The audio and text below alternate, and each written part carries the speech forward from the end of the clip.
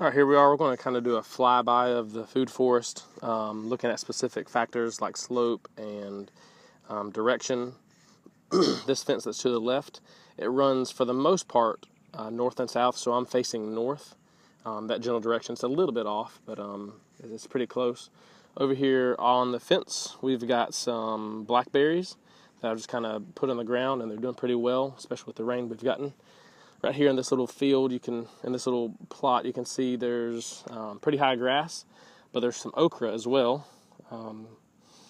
that's growing. We're trying to breed these for drought resistance. So this is the last batch I think that I'm going to get. We've been saving the seeds, and next year and the next couple years we're going to try to plant the seeds and not harvest any okra, but just harvest the seeds and see if they'll do well. Here we have some raised beds. This one's just kind of a compost dump from ag.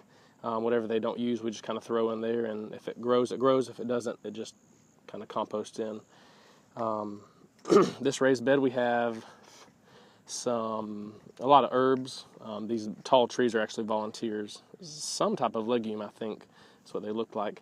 We got lemongrass on the far corner. You can see that pretty easily. There's some rosemary in front of that. There's goodness gracious, what was it? Dill, I believe, tarragon, a bunch of herbs that we got. This was actually for a grant. Right here, I don't remember what flowers these are, but I kind of planted a bunch of stuff here, and most of it didn't come up, but some of it did. So these are the raised beds. On the far side, on the other side of the fence, you can see there is some chestnut. There's a chestnut there. There's a chestnut right there, and there's a chestnut on the other side of both of these fences, way over there. So 3 chestnuts, 3 out of the 4 that I planted there grew, so they should get some cross-pollination, and hopefully within the next couple of years get a couple chestnuts. All right, here's some planted pines. These don't show up on Google Maps, but there's, I think, 3 or 4 rows of planted pines that go pretty far down. There's an outdoor classroom over there that we sometimes use. And here's the food forest. We're going to end up over there towards the end, but I'm going to start right here. Excuse me. So in here we got some hog panels. We took some hog panels and bent them, put them in with some T-posts. A buddy of mine kind of had this idea, and it's worked. We got kiwi. I tried to plant everything on the right side as we're looking at it, on the right side of this post. So these are spaced 6 feet apart from T-post to T-post, and each arbor is spaced 6 feet apart. In between them, I planted some different things that I got actually off the side of the road. Some of it's some basil from the ag. Some of it's some Mexican petunias from the side of the road. I think I put some peppers in there, some annuals that were from ag as well. Just kind of a hodgepodge of stuff, just trying to... I dug it down to keep a little depression so it kind of holds a little bit of water when it rains.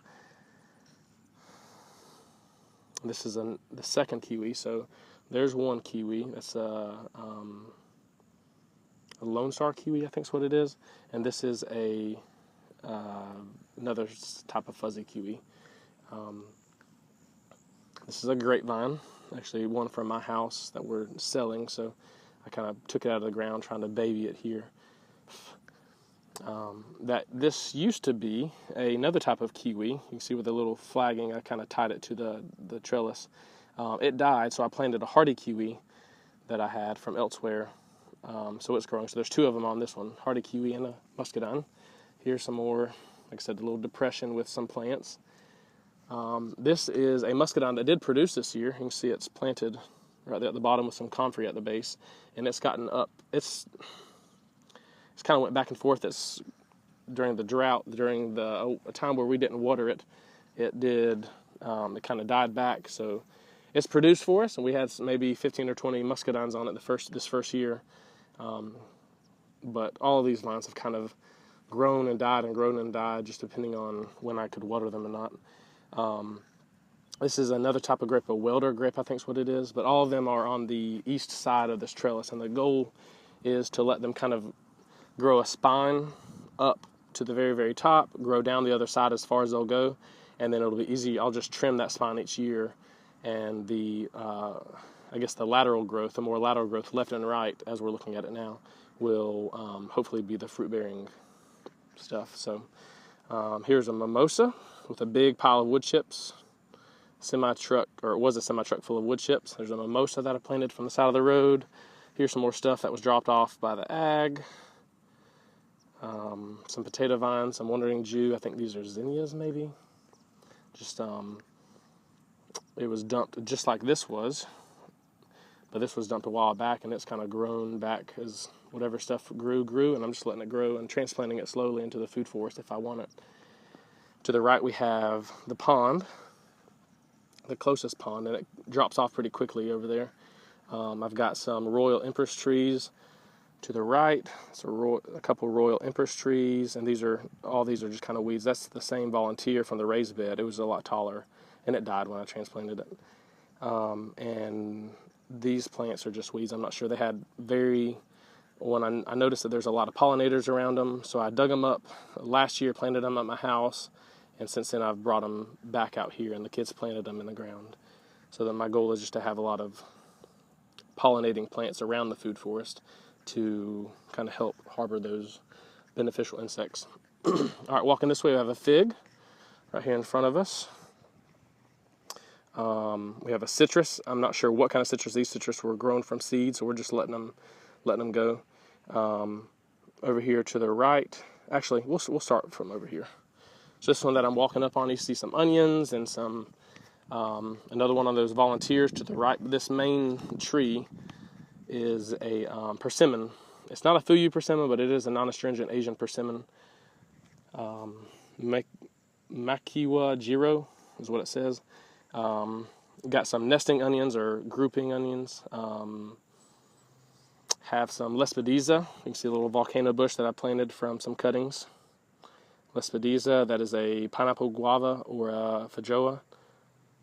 And there's a swale, you can't really tell.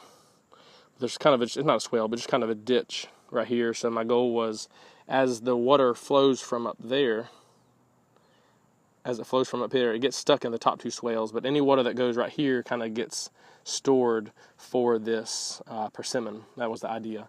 I think we did a little bit too far from the tree, but once it gets grown and those roots grow in there, then I think it'll be fine. Let's keep walking this way. This tree we're walking up on, it is a mulberry. I mean, not mulberry, a jujube. There's a bunch of onions around it. We planted some bulbs, and some more nesting onions, some bulbs. I think these are calla lilies.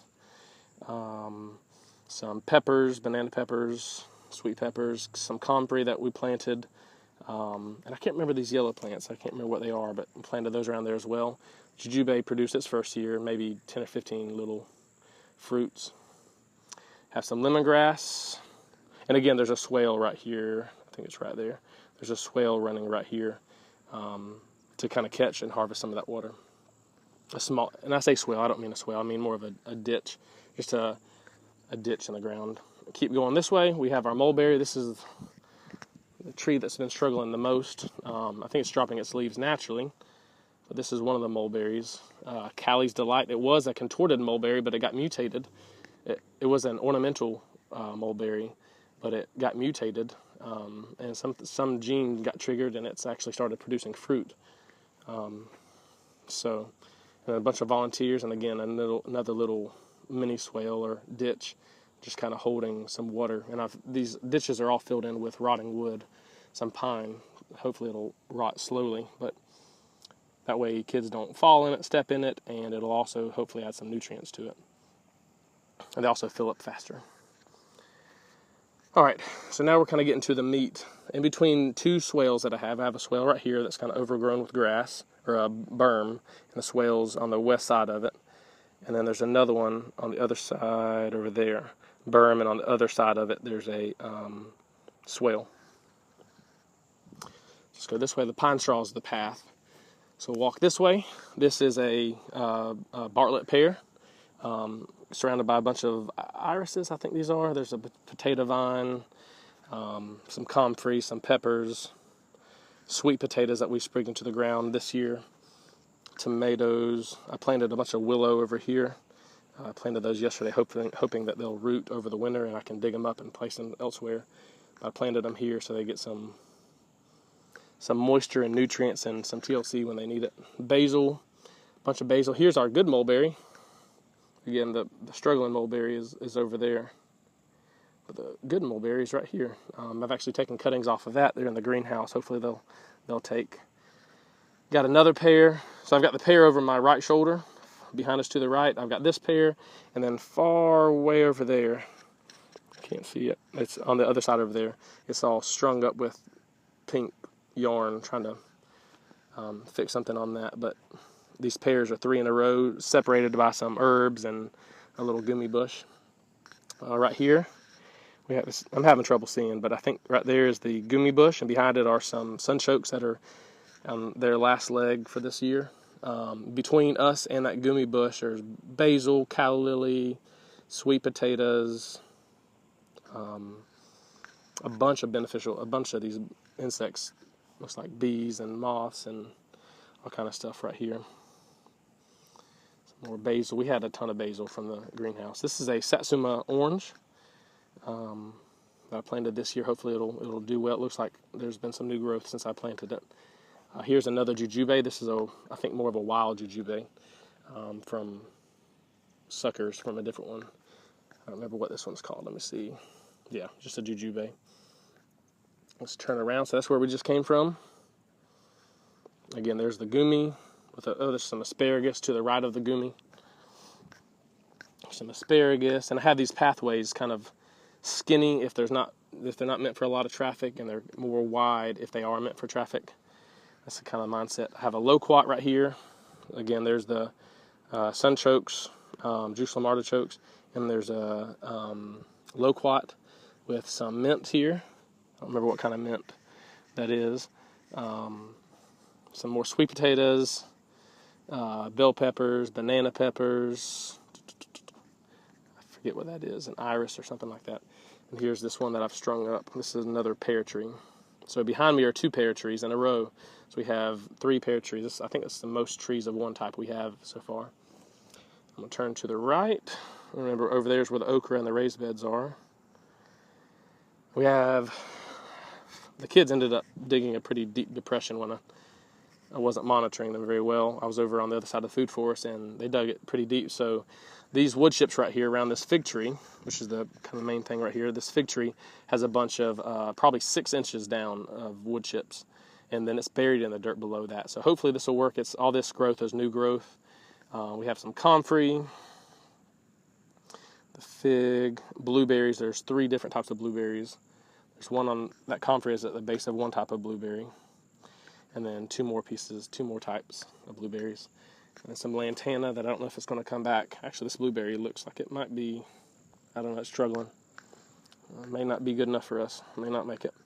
And then these are just some plants. Elephant ear. I forget what all is here. There's a cactus, prickly pear on the other side over here to the right. But this is an apple tree. This actually had 7 apples on it for us this year. It bloomed. I actually transported it. When I bought it, it had full of blooms and 7 apples.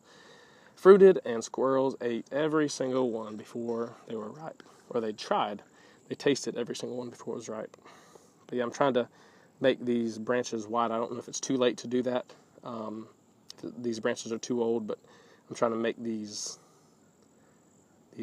branches go out more horizontal than vertical. This is a bucket that we've been using. The system, it's kind of a drip irrigation. You fill it with water. This one's not being used, but you fill it with water, and to put that hose down, and the water actually just kind of drips out, and there's a screw with a nut on it that you tighten it for less water dripping out and loosen it for more. So we've liked that. It's worked pretty well. This is a Fuyu persimmon. I actually got a persimmon off of it. All this is first year. I think it's coming up on a year old. But this is the first year. And I had a persimmon, but again, something, I'm assuming it's a squirrel, ate just a little piece of it, didn't like it, and threw it on the ground, and it rotted. Truth be told, I did try it a little bit. It wasn't completely rotted. I tried the side that was nice and clean, but it didn't taste very good. It didn't taste like a real persimmon. But yeah, so there's a persimmon, and again, swales, these little mini swales that are on the west side, the uphill side. And then over here, as we kind of leave the main food forest area, this is an apple tree. I believe both of these apple trees are self-fertile. If not, one of them self-fertile, and the other one, and that self-fertile one fertilizes the other. But again, trying to make these I forget what it's called, these points wide instead of vertical. This is the other apple tree. The same planted pines. Over here we have a wild plum, and it has struggled too, but it's not gotten hardly any watering. And I've cut it back, all the dead growth. This is a wild plum. And another wild plum over here. This swale was definitely too far away from the tree. Another wild plum. That bucket over there, on the other side of that white bucket, there's a pawpaw tree that's been doing pretty good. I kind of put it in the shade of this conifer. There's an aloe plant over there. But I put it in the shade hoping that it would kind of get up and going before we cut that conifer down eventually. And out here I planted some chestnuts from New Farm Supply. Planted chestnuts in groups of 4 all around the campus, and I think 3 of them died. I know 2 of them died. I believe 3 of them. So this one lived. There was one over there with those branches and that mix of stuff, and one right here. I think all 3 of these died.